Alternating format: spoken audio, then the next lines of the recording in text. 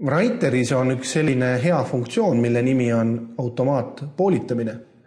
Ja selle jaoks, et seda oma tekstile rakendada, tuleks kõigepealt ära märkida see teksti osa, kus ma sooviksin kasutada automaatset poolitust. Ja seejärel võtate tööriistad menüü.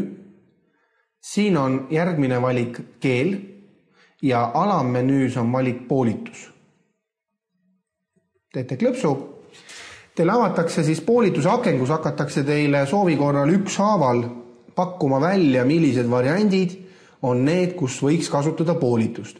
Ehk siis kasutada võimalikult palju ära reamahtu. Vaikimisi toimib Writer selliselt, et kui sõna tervenisti sellele reale ei mahu, siis ta viiakse ka tervenisti uuele reale.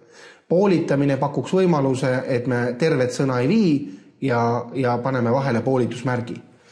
Ja sellest lähtuvalt ta pakub teile siia ka erinevaid variante. Kui te nüüd need akna olete ette saanud, siis te saate iga konkreetse juhtumi puhul valida, et kas poolitame või jätame vahele selle konkreetse valiku.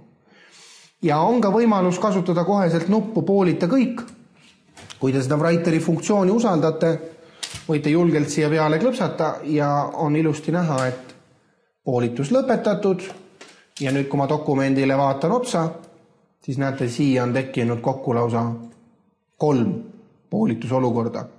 Sõna vahel on poolitatud, kiirlaadide ja kiirlaadi komplekti.